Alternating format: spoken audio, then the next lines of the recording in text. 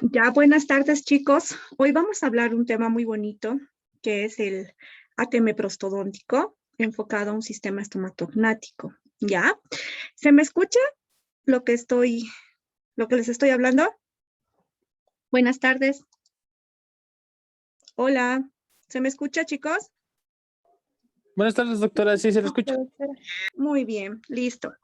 Entonces, como les decía, el tema de hoy que vamos a llevar en prostodoncia removible se denomina ATM prostodóntico, sistema estomatognático.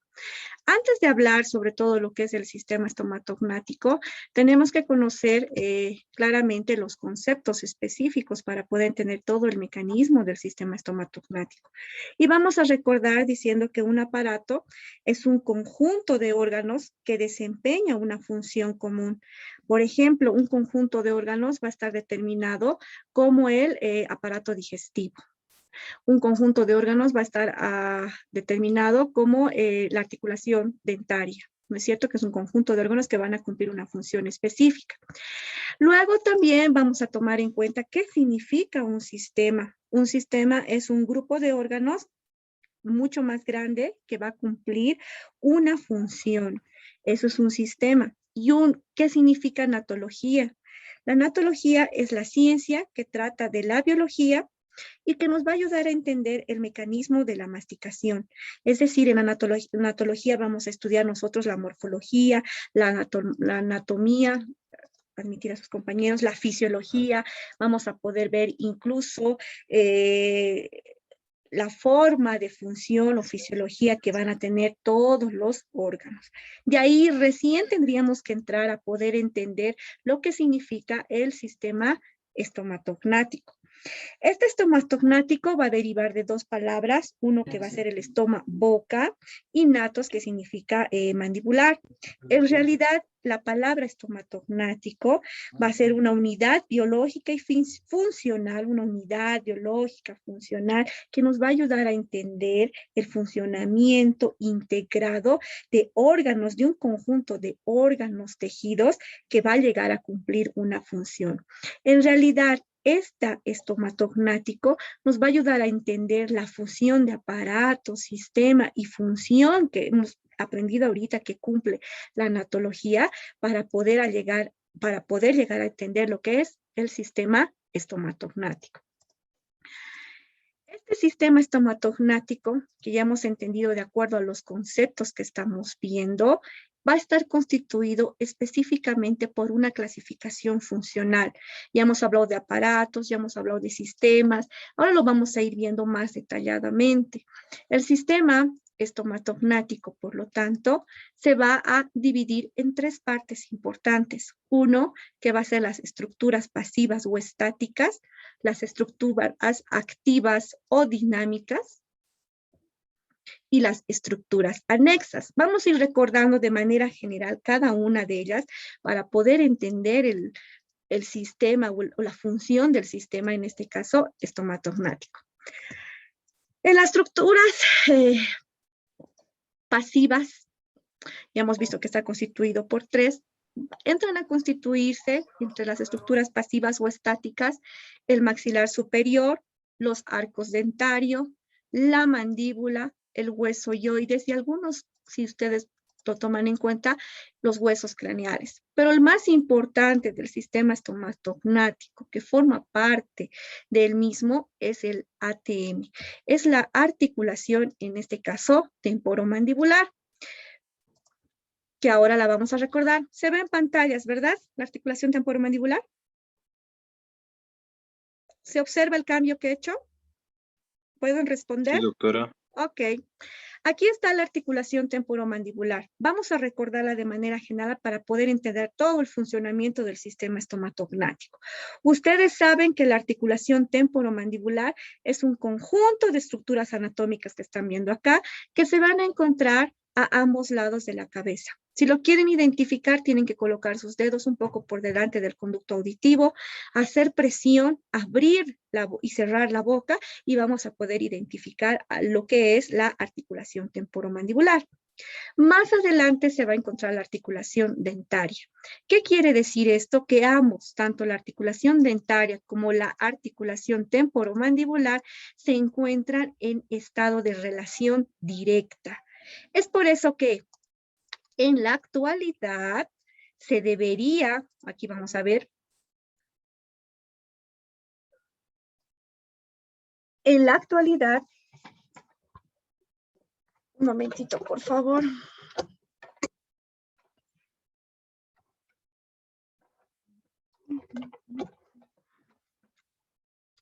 Ya, en la actualidad se debería tomar en cuenta que toda alteración que nosotros tengamos a nivel del ATM va a repercutir en lo que es la articulación dentaria.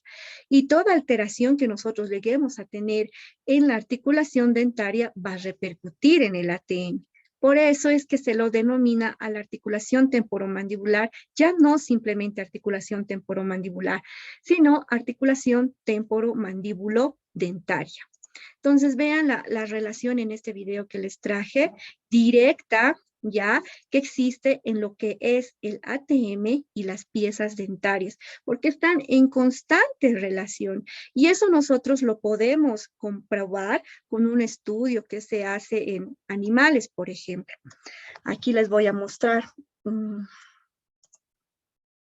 Ahí tenemos, por ejemplo, los roedores.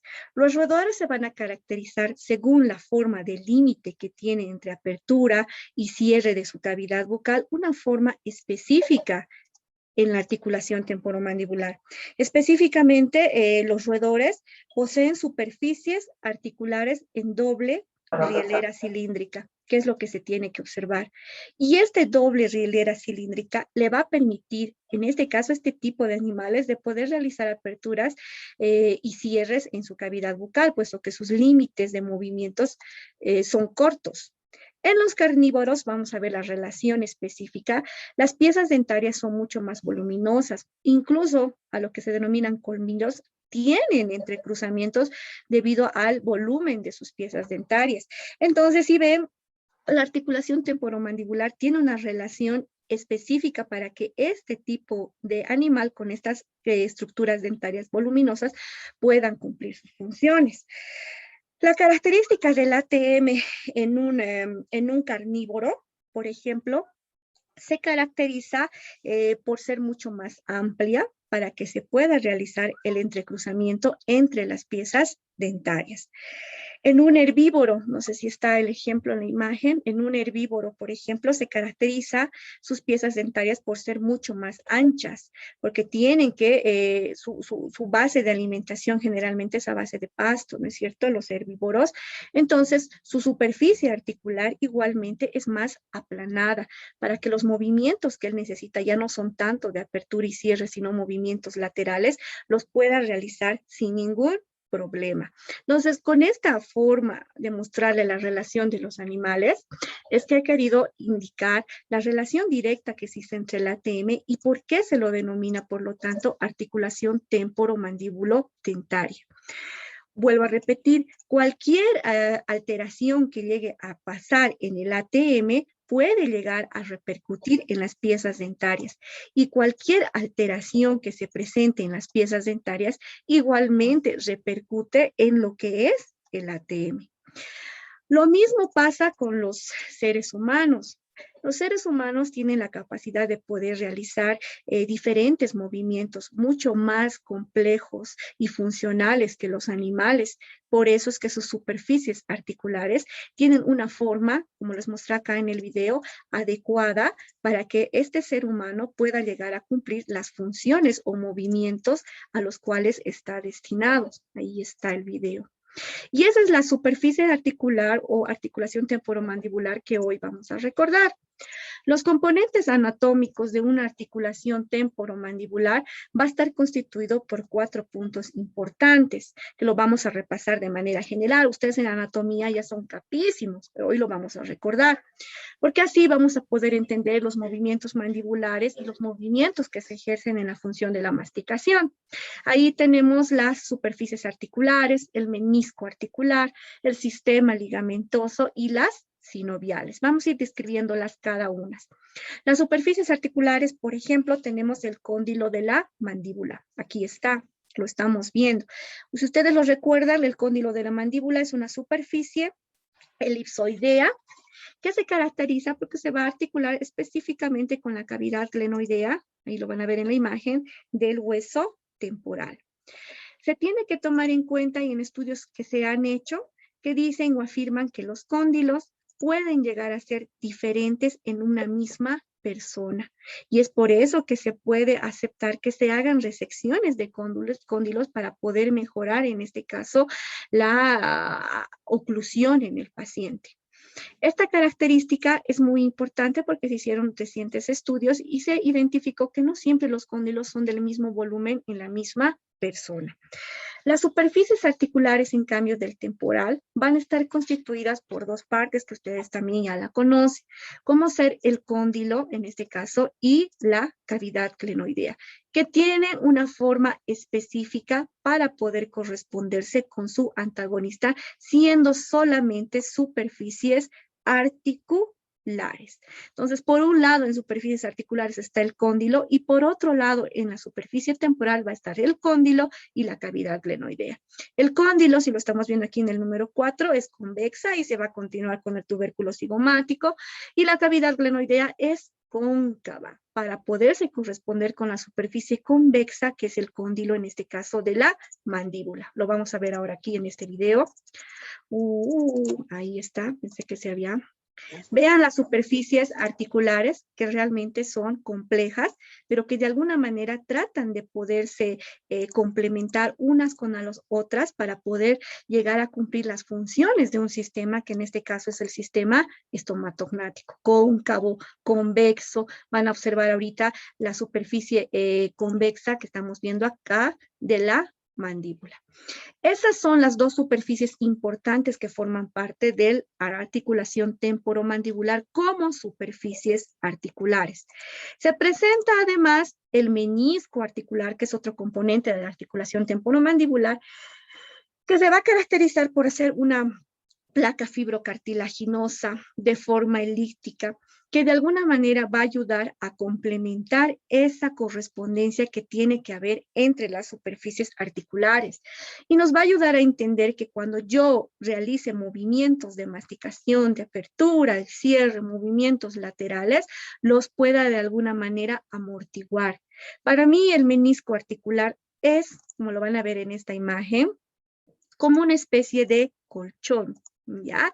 Que va a ayudar que estas dos superficies articulares se puedan complementar, puedan realizar las funciones a las cuales están destinadas. Y ustedes ya la conocen de memoria, es un menisco articular, es una fibra fibrocartilaginosa que puede llegar a soportar grandes presiones. Cuando nosotros realizamos proceso de masticación, y si lo llegábamos a practicar a lo máximo, podríamos descubrir que este menisco articular es tan poderoso que puede llegar a soportar presiones de hasta 400 kilos si es que nosotros practicáramos y lleváramos a cabo un desarrollo, en este caso, de los músculos. Ese menisco articular, por lo tanto, al momento de realizar movimientos, se va a adaptar o va a tener formas diferentes.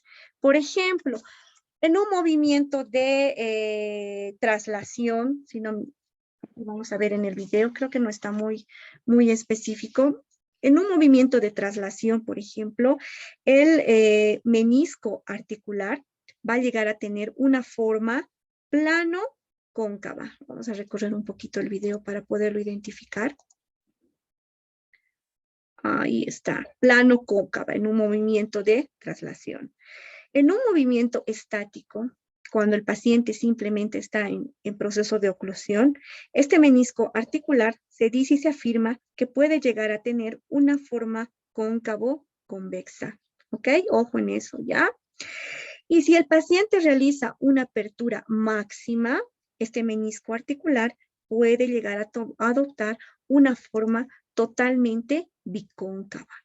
Si la presión es muy fuerte y ha habido una apertura realmente grande al realizar movimientos o procesos de masticación, y la presión ha sido muy fuerte, se dice que el menisco articular incluso puede llegar a perforarse y partirse en dos y llegar por eso a tener una forma de dos triángulos. Entonces vean lo fuerte que es, lo poderoso que llega a constituir un menisco articular cuando la mandíbula está cumpliendo su función.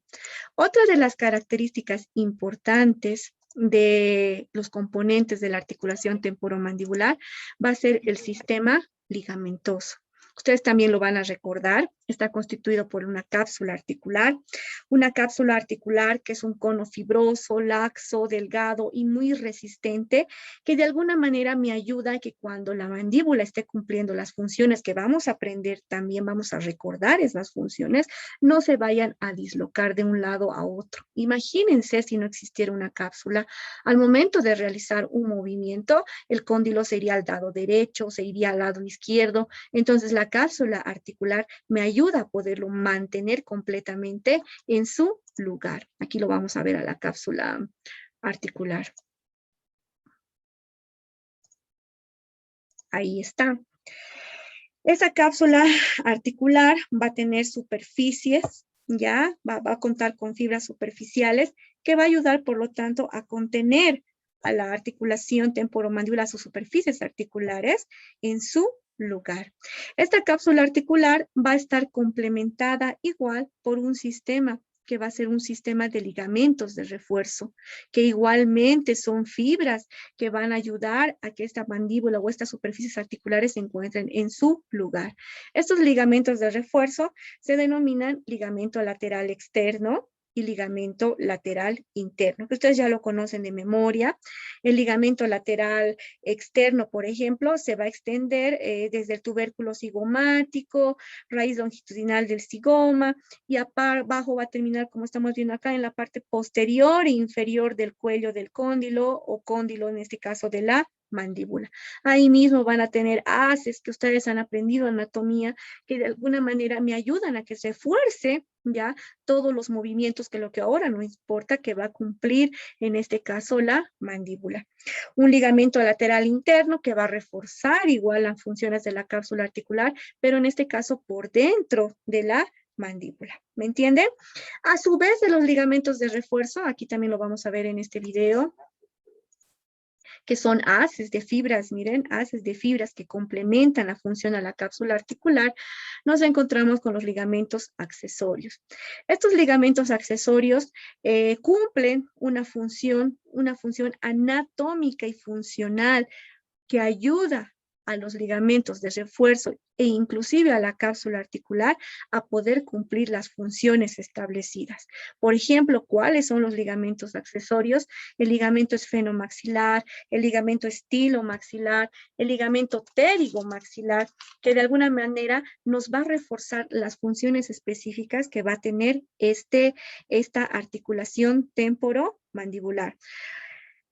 El más importante de estos tres ligamentos que refuerzan su función es el ligamento esfenomaxilar, porque además de reforzar para mantener en su posición a la articulación temporomandibular, nos va a ayudar a proteger, si no es posible mencionar, paquetes vasculonerviosos. Este ligamento esfenomaxilar que se extiende desde la espina de Spix, podemos mencionarlo, va a cubrir todo el paquete vasculonervioso del conducto dentario inferior. Por eso es que se los denominan a los ligamentos accesorios funciones también o ligamentos anátomo-funcionales. Esa es la última función que se les está aplicando a estos ligamentos dentro de la articulación temporomandibular.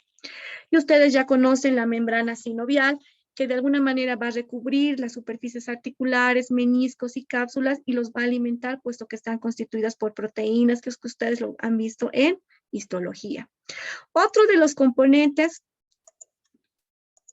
que vamos a encontrar dentro de estas estructuras, dentro de este sistema estomatognático que estamos repasando, han sido las estructuras pasivas o estáticas, que ya lo hemos visto, como la articulación temporomandibular, pero también dentro del sistema estomatognático tenemos que repasar las estructuras dinámicas para poder entender el funcionamiento. Y estas son el componente neuromuscular o el conjunto muscular, que se los denomina como músculos, en este caso, masticadores. ¿Cuáles son los músculos masticadores? Ahí vamos a tener, por ejemplo, al músculo massétero. Se los he traído en didáctico, como también en forma paciente, real. Como están viendo, el músculo massétero es el músculo más importante de los músculos masticadores. Lo vamos a recordar, su forma casi rectangular que tiene, que es el músculo que nos va a ayudar a poder imprimir o transmitir la mayor cantidad de fuerza, intensidad masticatoria y que nos va a ayudar a repercutir también en la eficacia masticatoria que vamos a aprender. Este músculo masticador massétero, vuelvo a repetir, tiene una forma totalmente cuadrangular. Continuamos, el músculo temporal. El músculo temporal, estamos viendo, va a tener una forma de abanico, va a ocupar toda la fosa temporal, va a descender por la apófisis coronoides y va a terminar en el ángulo posterior inferior del cuerpo de la mandíbula. Vamos a ver en otra clase, los movimientos mandibulares, va a tener, cuando se contrae, mostrar los movimientos específicos que va a sufrir, que va a producirse o que se va a producir en la mandíbula para ejecutar las funciones que tiene el sistema estomatognático. El músculo pterigoideo interno, el músculo pterigoideo externo, que lo estamos recordando dentro de los músculos masticadores. Por ejemplo, el pterigoideo externo a grandes rasgos va a tener la forma de un cono con dos haces, recuérdenlo, una as inferior que va a ser el pterigoideo y una superior que va a ser, en este caso, el esfenoides. Entonces, gracias a él se va a imprimir movimientos en esta mandíbula. Luego podemos recordar el pterigoideo interno que es también llamado como grupo massétero interno, porque tiene la misma forma. Igual nos va a coadyuvar en diferentes funciones que lo vamos a recordar la siguiente clase, pero quería que recordemos primeramente cuáles son. Aparte de esos músculos masticadores principales, vamos a tener o vamos a conocer también los músculos complementarios.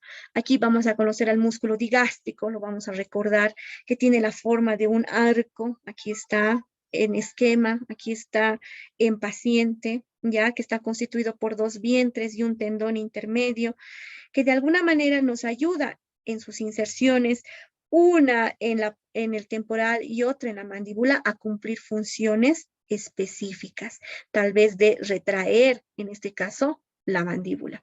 A estos músculos ya no se los denomina músculos masticadores, sino también músculos complementarios. Antes se los denominaba como músculos secundarios, pero se los ha determinado como músculos complementarios porque entran también a formar parte del funcionamiento, tanto en los movimientos mandibulares como también repercute en lo que es el sistema masticatorio. Aquí tenemos al músculo miloioideo, muy importante el músculo miloioideo para la función masticatoria, ojo, porque nos va a llegar a formar lo que es el piso de la boca, donde va a entrar el bolo alimenticio o donde se va a conformar el bolo alimenticio. Y además, en prostodoncia removible, este músculo miloioideo nos ayuda a determinar la extensión periferial o periférica, ya, lingual de la dentadura. Ahí está una función importante, ¿sí? El músculo miloioideo forma parte importante en prostodoncia removible porque gracias a él voy a poder determinar cuál es el límite, ¿ya?, de mi dentadura o de la confección, en este caso, de mi prótesis. Ese es el músculo miloioideo. Lo vamos a encontrar extendido en toda la línea miloioidea y hacia adelante unido hacia la línea media, tomando en cuenta el hueso hyoides. Otros músculos complementarios que forman parte del sistema masticatorio y complementan en los movimientos mandibulares que vamos a repasar la siguiente clase es el músculo genioideo, el músculo geniogloso. El genioideo, como su nombre lo indica, por un lado se va a insertar en las apófisis geni de los maxilares y por el otro en el hueso hyoides, y de alguna manera nos va a ayudar a poder imprimir movimientos específicos tanto en el hueso hyoides como en la mandíbula cuando se llegue a contraer. El músculo geniogloso que igualmente se va a insertar en la apófisis yenis superiores y se va a dirigir hacia atrás a lo que es parte de la lengua y que de alguna manera nos va a ayudar a implementar movimientos en este músculo que es la lengua. Para recordar otro músculo complementario, va a ser el músculo estiloideo, que se va a extender desde la apófisis estiloides y se va a ir hasta el hueso ioides, y es un músculo muy importante, el músculo estiloideo. ¿Por qué? Porque va a formar parte del proceso del sistema masticatorio en lo que es la deglución, llevando hacia atrás lo que es la mandíbula. Entonces, tomen en cuenta estos músculos complementarios como lo que estamos recordando. Finalmente, para terminar de recordar y entrar más profundo a lo que queremos llegar, el músculo buccinador y el músculo que estamos viendo acá, orbicular de los labios. El músculo buccinador cumple una función muy importante en el sistema masticatorio, puesto que nos ayuda de alguna manera a comprimir el alimento que nosotros vamos a ingresar en boca y a formar parte del bolo alimenticio, al igual que los músculos, en este caso, peribucales. Sin embargo, en prostodoncia clínica se lo ha tomado muy en cuenta porque son determinantes los dos músculos, tanto el músculo buccinador como el músculo orbicular de los labios, puesto que se los denomina selladores de las prótesis, porque además de ayudar a conformar el bolo alimenticio, a fragmentar las partículas alimenticias en la función del sistema masticatorio, nos ayuda a retener en boca las prótesis que va a ingresar en la cavidad bucal. ¿Entendido? Espero que hasta acá no haya ninguna duda. Continuamos. Ya hemos recordado cuáles son las estructuras activas dinámicas, que son los músculos. Vamos a ir a las estructuras anexas, que ustedes ya la conocen, las glándulas específicas que vamos a encontrar en la cavidad bucal, las glándulas salivales, un componente vascular que siempre tiene que estar para cumplir su función y un componente linfático. Con todo esto, podemos llegar a la conclusión que un sistema masticatorio, un sistema estomatognático, va a estar constituida de manera completa, entonces, entre estos cuatro componentes. El componente neuromuscular activo, el ATM, además de una oclusión dentaria y un periodonto. Entonces, de manera completa, el sistema estomatognático va a estar constituido por estos cuatro puntos que estamos viendo en pantalla. Este sistema estomatognático o sistema masticatorio, ya, va a cumplir funciones específicas, chicos. Y ustedes también ya conocen esas funciones. Las funciones específicas van a ser masticación, van a ser deglución y van a ser habla. Hay diversos conceptos de lo que se lleve o se toma en cuenta como masticación. Sin embargo, una completa y actual es la que recién se está abarcando en nuestro entorno, que es este libro Disfagia, el cual está basado en evidencias científicas a la práctica clínica. La masticación, por eso de ahora en adelante, es un proceso neurosensorio motor. Este proceso neurosensorio motor es un proceso rítmico, es un proceso aprendido, semiautomático y adaptativo que va a tener el objetivo de, si ustedes ven en pantallas, degradar alimento en partículas pequeñas a través de etapas que van a ser la incisión, trituración, maceración, salivación e insalivación, y nos va a permitir sentir el sabor y formar el bolo alimenticio para que el ser humano esté completo y pueda realizar una deglución segura, una deglución placentera, logrando una nutrición y digestión eficiente. Ese es el concepto en la actualidad completo de masticación. Lo que nosotros conocíamos era, es la fragmentación de partículas alimenticias, pero en realidad ya no simplemente se basa en una fragmentación. Un sistema estomatognático que hemos visto al principio, que es un conjunto de órganos, conjunto de aparatos, y al final se llega en sistema, incluso se incluye en atología más que equivale a función, es un proceso neurosensorio motor, con todas estas formas que les he presentado en la actualidad. Entonces, este es el concepto completo que nosotros vamos a tener de masticación. Este proceso neurosensorio motor o neurosensitivo motor, como estamos viendo acá en pantallas, está representado por mecanorreceptores, mecanorreceptores que se van a encontrar en las raíces de los dientes, se van a encontrar en la mucosa bucal, mecanorreceptores que se van a encontrar en los músculos que ahorita hemos repasado, los músculos masticadores, los músculos complementarios, e inclusive se van a encontrar en las estructuras anatómicas del ATM. Y eso nos va a ayudar a poder identificar este proceso de masticación. Por ejemplo, si yo estoy masticando, comiendo arroz placenteramente y de pronto se me incrusta una piedrita, voy a poder lograr identificar rápidamente el cambio de textura, en este caso, de este alimento. ¿Me entiende? Mastiquen, se les pone una piedra, ese rato reaccionan, ¿no es cierto? No siguen así comiendo placenteramente. Y esto es gracias a los mecanorreceptores que nosotros vamos a encontrar en las piezas dentarias, en los músculos, en la superficie articular y en la mucosa bucal. Se han hecho estudios diversos para poder identificar la eficacia de estos mecanorreceptores para poder cambiar el concepto de masticación en que ya no solo se base en fragmentar partículas alimenticias, sino ser un sistema de un proceso neurosensorio motor.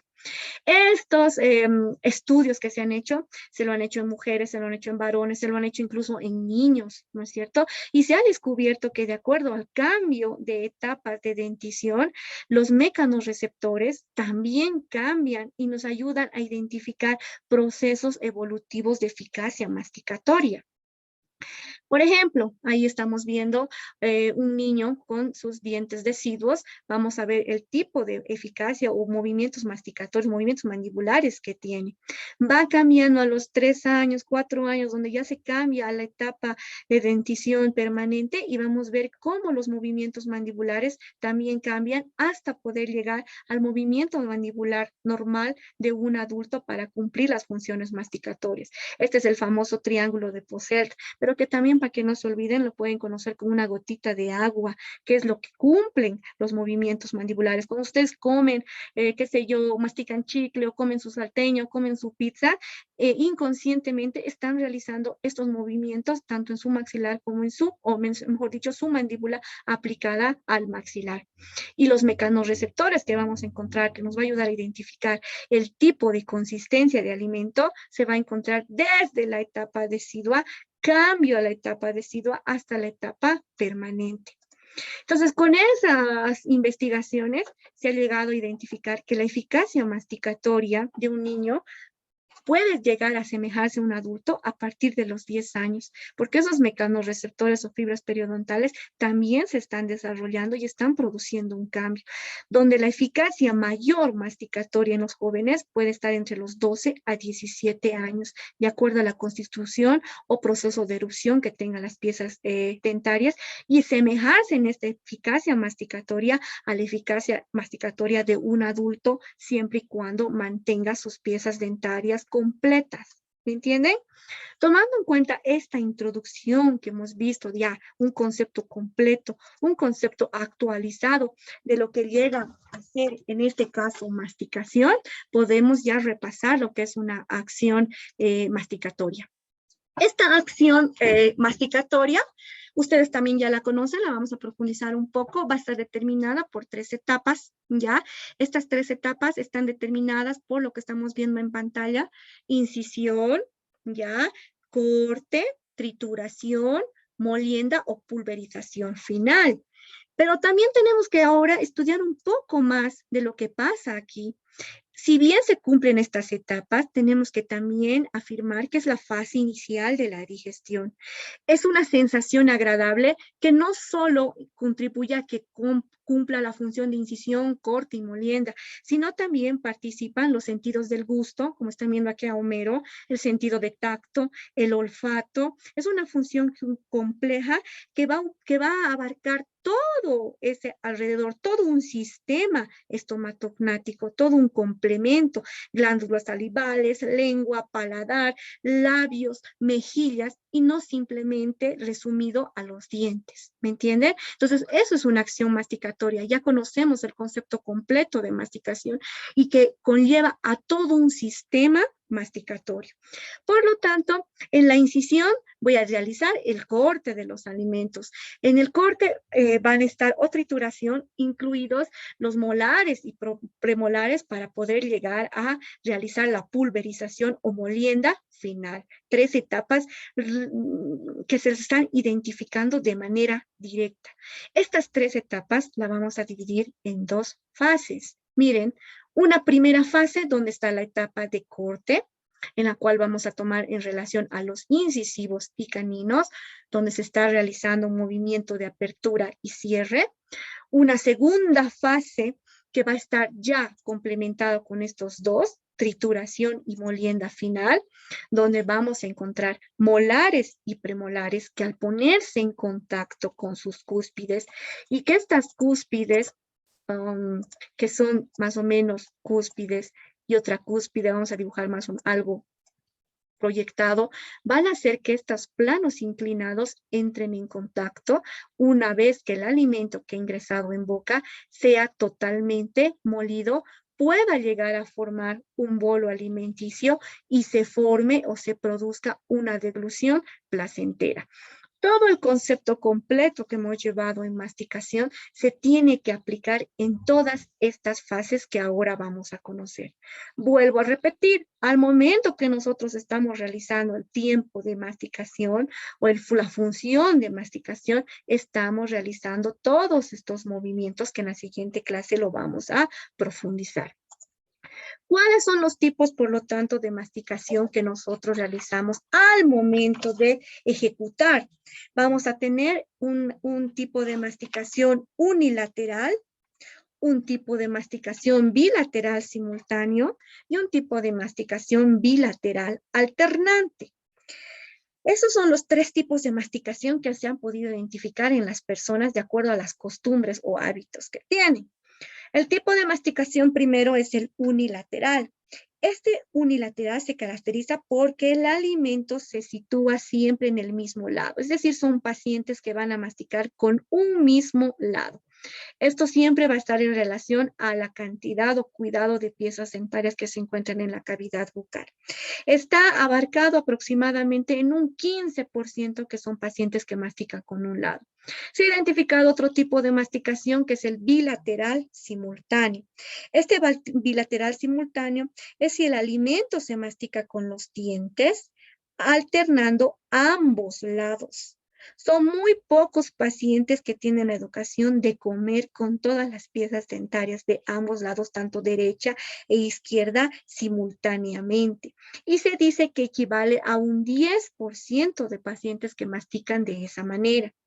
Y un bilateral alternante, que es el que tiene más porcentajes, se ha hecho un estudio y se ha llegado que la masticación en los individuos realmente es bilateral alternante en un 75%. ¿Y en qué consta? Consta en que el paciente o el ser humano mastica solo con un lado, pero alternando entre masticaciones al otro lado. Vuelvo a repetir, mastica solo con un lado, pero alternando de lado entre masticaciones.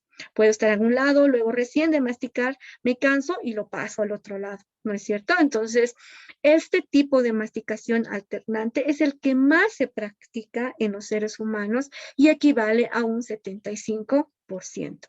Cuando se llevan a cabo estos tipos de masticaciones, se encuentran también contactos dentarios entre las piezas dentarias. Estos contactos dentarios son o se dividen también en 2. Van a ser los deslizantes y los simples. Los deslizantes se van a caracterizar porque es el contacto, como hemos visto acá en esta otra imagen, de los planos inclinados que se dan cuando las cúspides entran en contacto. ¿Me entienden?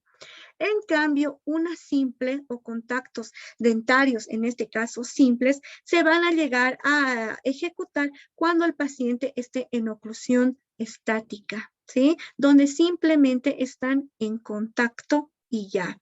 Esos son los contactos dentarios que se han identificado cuando se lleva a cabo los tipos de masticación. A su vez, se han identificado qué intensidad de fuerza tienen cuando nosotros realizamos la masticación, ya sea tomando en cuenta todo el concepto de sistema estomatognático. Y vamos a identificar fuerzas de mordida específicas y eficacia masticatoria durante el proceso de masticación. No se olviden de ahora en adelante que masticación es todo un proceso sensorio-motor que abarca todo un proceso de sistema estomatognático y no solo está basado en dientes. Vuelvo a repetir, estructuras pasivas, estructuras activas, estructuras anexas, y hemos repasado las estructuras pasivas como ser la articulación temporomandibular, y hemos repasado las estructuras activas como ser el sistema neuromuscular, donde hemos visto los músculos masticadores y los músculos complementarios. Estos de alguna manera nos va a ayudar a poder identificar un estudio de la contracción de todo este sistema estomatognático, nos ayuda a identificar las fuerzas que puede existir en el sistema masticatorio. La fuerza de mordida que se presentan en los pacientes se van a centrar la máxima entre los primeros molares y segundo premolares. Ojo en eso, ya, la fuerza de mordida máxima. Se dice que la fuerza de mordida en el primer molar equivale de un 41.3 a un 89.9 kilogramos de fuerza de mordida cuando el paciente está comiendo. En los incisivos que cumplen la función de corte, la fuerza de mordida para poder cortar un alimento, como estamos viendo en este paciente, equivale de un 13.2 a 23.1 kilogramos. Por lo tanto, se ha tomado en cuenta esta fuerza de mordida para poder determinar la eficacia masticatoria en los pacientes. Y se ha dicho que es más fuerte en los hombres que en las mujeres. Una eficacia masticatoria en los hombres equivale a un 53.6 a 64 kilogramos. Y en una mujer, un 35.8 a 44.9 kilogramos. O sea, vean la diferencia de fuerza que existe. Sin embargo, si yo practico, si yo desarrollo mis músculos, si le doy más intensidad de fuerza, ojo que puedo llegar a aumentar. Sin embargo, los valores estándares, los valores normales, están entre mujer y mujer 35 a 45 gramos de eficacia masticatoria y un hombre entre 53 a 64 kilogramos de eficacia masticatoria. A su vez, ¿cómo se ha podido llegar a esa medida más o menos estándar entre el funcionamiento del sistema estomatognático? A través de un aparato especial que nos ayuda a medir la intensidad de fuerza tanto de las piezas dentarias, músculos, eficacia masticatoria del natodinamómetro. Es el instrumento específico que me ayuda a poder identificar la intensidad, en este caso, de fuerza. Gracias a esto es que yo puedo afirmar, según investigaciones en artículos que he estado revisando, que cuando yo mastico una zanahoria, puedo aplicar aproximadamente 14 kilogramos de fuerza con los estudios que se está realizando con este aparato que es el natodinamómetro, ¿ya? Y en cambio, si yo mastico carne, puedo realizar una intensidad de fuerza aproximadamente de 7 kilogramos. O sea, vean la diferencia grande entre la textura de los alimentos. Gracias a ello, entonces, se ha podido clasificar intensidad y eficacia masticatoria en dos puntos muy importantes. Una fuerza masticatoria máxima anatómica y una fuerza masticatoria máxima funcional. ¿A qué se refieren estos dos tipos de clasificación que nos va a determinar de alguna manera general la fuerza masticatoria que se encuentra en el organismo? Esta fuerza masticatoria máxima anatómica se va a referir principalmente a la contracción o fuerza que nos pueden transmitir los músculos elevadores al momento de realizar la función de la masticación, que si nosotros la llegamos a practicar, la llegamos a desarrollar, se puede implementar entre de 210 a 400 kilos. Y la siguiente fuerza de masticación máxima funcional es la fuerza que nosotros vamos a encontrar en el contacto o intensidad que se aplique entre piezas dentarias superiores y piezas dentarias inferiores al momento de morder los alimentos. Si nosotros nos concentramos en mejorarlo, igualmente podríamos llegar a una intensidad masticatoria o fuerza masticatoria máxima funcional entre 60 a 100 kilos. Juntos nos ayudan a poder implementar mucho más. Yo veía en circos, ¿no es cierto? Personas que incluso podían jalar con sus dientes autos. Entonces, todo está basado en el desarrollo de la fuerza máxima masticatoria anatómica y la fuerza máxima masticatoria funcional. Vean los detalles importantes. Se han hecho investigaciones de lo que les quiero transmitir, que cuando nosotros estamos comiendo de manera normal, ustedes ya han debido tener su almuerzo o una simple manzana, las fuerzas de masticatorias habituales que nosotros podemos tener van a fluctuar entre 15 y 25 kilogramos. Es lo que se utiliza simplemente para comer un alimento habitual. Vean hasta dónde podemos llegar y lo que simplemente llegamos a utilizar, siempre y cuando se mantengan todas las piezas o la mayoría de las piezas dentarias en boca para que se lleguen a tomar en cuenta los contactos dentarios. Vuelvo a repasar, van a ser los deslizantes cuando las cúspides se transforman en planos inclinados y se ponen en contacto ambos, o simples cuando están en una oclusión de reposo. Con estas investigaciones también se llegaron a tomar en cuenta que la duración de la masticación, si estudiamos a una persona que come de manera habitual en 24 horas, tiene un contacto dentario de 17.5 a 20 minutos. O sea, si tu desayuno, tu almuerzo, tu tecito, tu merienda y tu cena, llegas a contactar los dientes aproximadamente de 17 a 20 minutos, si es que nos centramos en el proceso de masticación que ustedes tienen. Tomando en cuenta, dice que según el estudio que se está haciendo, se debería llegar a masticar un alimento de manera normal entre 18 a 30 veces. Entonces, eso es lo que tenemos nosotros que practicar al momento de aplicar una masticación. Todo esto, todas las medidas que nosotros hemos aprendido hoy en la función de masticación, nos da un dato muy importante para tomar en cuenta que esta eficacia masticatoria en pacientes que han sido portadores de prótesis disminuye entre un 50 o 55% e inclusive más cuando los pacientes van perdiendo las piezas dentarias. ¿Se dan cuenta? Y se ha llegado a la conclusión, por eso, que cuando un paciente pierde totalmente sus piezas dentarias, su eficacia masticatoria, todo el proceso que hemos aprendido ahorita, tipos de masticación, intensidad masticatoria, fuerzas de mordida, disminuye aproximadamente en un 80%. Vean cuánta cantidad de eficacia masticatoria se presenta perdida en pacientes desdentados totales. En cambio, en pacientes que tienen prótesis parciales, de acuerdo al tipo de soporte, ya sea dento muco soportado o muco dento soportado, o dento soportado, que son las tres clasificaciones de dentados parciales, puede llegar la eficacia masticatoria disminuir a un 35%. Y este 35% puede incrementarse según estudios, de acuerdo al tipo de soporte que tiene.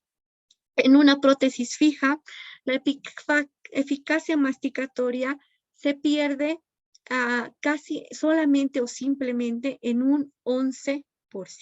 Entonces estamos estudiando, estamos viendo la forma, la eficacia, la intensidad de mordida que se ha perdido al momento de ir paulatinamente perdiendo las piezas dentarias.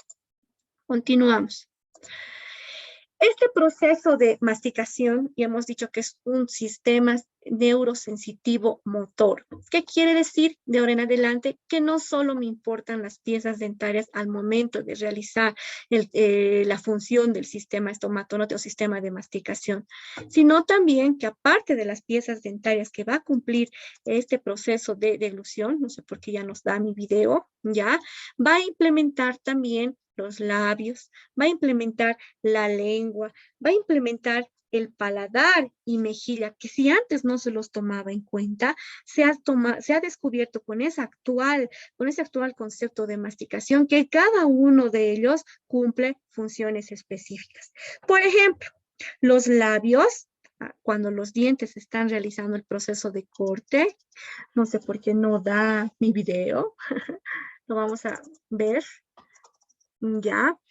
Por ejemplo, los labios ganan y controlan la entrada del alimento. Si no estuvieran los labios, yo mordería y al morder se me fueran las migas por un lado, las migas por el otro, ¿no es cierto? Entonces, cuando ustedes están colocando el alimento en boca, ven que los labios controlan que no se desparramen las migas por un lado y por otro. La lengua, ¿qué función cumple la lengua? Además de darnos el sentido de gusto, del gusto, nos ayuda a reacomodar este alimento en el centro de la cavidad bucal y nos ayuda también a mover ese bolo alimenticio. El paladar, que también no se lo tomaba mucho en cuenta, junto con la lengua, ayuda al proceso de aplastamiento, al proceso de pulverización que se va a realizar del bolo alimenticio. Y finalmente llegamos a la mejilla. La mejilla igualmente va a cumplir una función específica en el sistema estomatognático que junto con la lengua va a acomodar el alimento específico en las caras oclusales de las piezas dentarias. Entonces, si ustedes ven un sistema masticatorio, se denomina sistema porque en él van a jugar un papel, un rol importante, conjuntos de órganos con sus funciones que van a interactuar de manera dinámica para poder cumplir simplemente una función que es la masticación. ¿Qué quiero decir? Funcionan las piezas dentarias, funcionan los músculos, funciona el ATM, funcionan paquetes vasculonerviosos y este último, que es un actualizado, que también llegan a funcionar los tejidos blandos. Hemos visto que cuando un paciente utiliza prótesis disminuye la eficacia masticatoria, pues también disminuye la función de los tejidos blandos. ¿Cómo? Vamos a ver acá. Voy a tratar de colocarles ahorita el video, pero ¿cómo disminuye la función de los tejidos blandos cuando un paciente va perdiendo las piezas dentarias? Porque no solamente ya va a cumplir las funciones que les he mencionado, ¿no es cierto? Sino se le va a sumar otra función más cuando las pacientes utilizan prótesis. Y esta función es muy importante y ojo en ello, es la de retener estas prótesis, lo voy a anotar aquí en la pantalla, en su posición. Entonces, si ustedes ven cuando una persona dentaria ha perdido sus dientes, que estaba acá en este video, los labios, la lengua y el paladar tienen que cumplir una función más, que es la poder sostener, si es que el paciente va a utilizar prótesis, esas prótesis tienen que sostenerse en boca. Y la función de ellos también trata de compensar, porque este paciente ya no va a cumplir una eficacia masticatoria de un 100%. Entonces, automáticamente esa eficacia masticatoria que se ha disminuido en un paciente de prótesis total al 80%, va a estar representado como porque el paciente desdentado total simplemente va a cambiar su dieta, ya no va a poder masticar cosas duras, ¿no es cierto? Su dieta de un desdentado total es pastosa, su dieta es blanda, entonces en ese punto nos tenemos que centrar. Vean cómo, si bien es lo que yo les decía a un principio, todo lo que repercute en las piezas dentarias también repercute en la estructura del ATM. Pero ya con este nuevo concepto estamos viendo que no solo entre esas dos estructuras, sino también todo lo que se encuentra alrededor. Y había sido también la función que cumplen los tejidos blandos, que quedan disminuidas y además aumentar otro trabajo más que va a ser retener la prótesis. Entonces, eso es todo por ahora en esta clase de sistema estomatognático, donde hemos aprendido a ver la función, la duración, la eficacia masticatoria que tenemos que conocerla para poderla comparar con los desdentados totales y saber cómo cambia el funcionamiento en dichos pacientes. ¿Listo? ¿Alguna pregunta que ustedes tengan o que quieran que algo se les repita, chicos? Este video nomás que me falló. ¿Todo ha estado claro?